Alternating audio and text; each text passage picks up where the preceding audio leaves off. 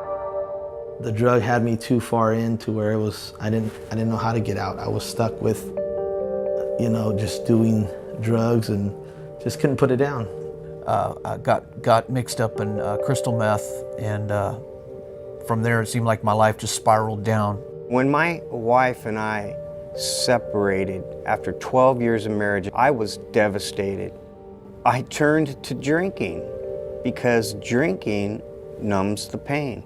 There are a lot of different types of programs that are available to people who have substance abuse issues.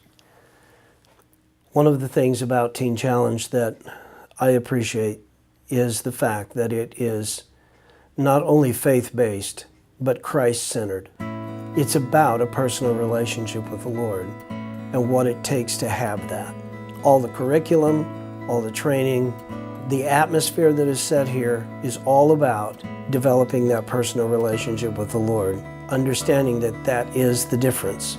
Originally, when David Wilkerson started the ministry, he was dealing with teenagers who were caught up in the legal system. And so from there, the notoriety of that name was stronger than the need to change it. So it has continued to be called Teen Challenge, even though our center is from 18 years and above for men who have substance abuse issues.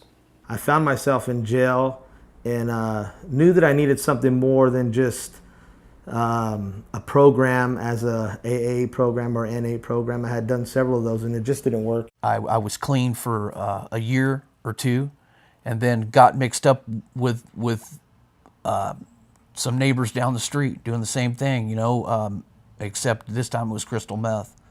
Back into the same habit I was before.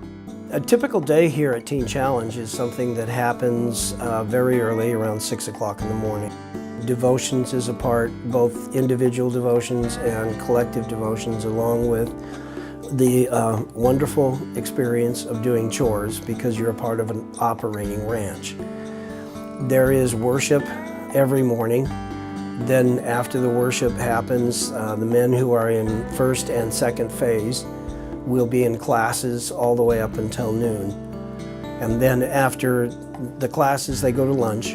After lunch, they're working here on the grounds, or in some cases, they go out on outside work calls.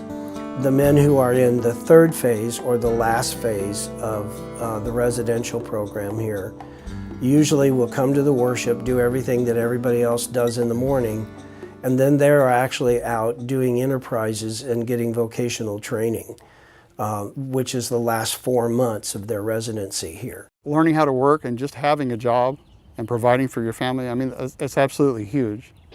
We have car washes, which is the very basic vocational training, just to get the guys used to working again.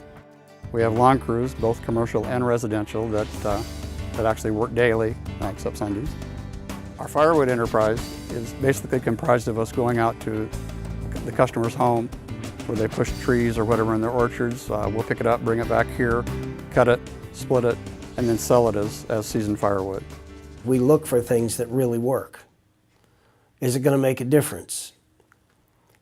I think that if you were to talk to the men whose lives have been changed, the families that have been rescued, and the issues that have been faced and overcome, you would have to recognize that this ministry works.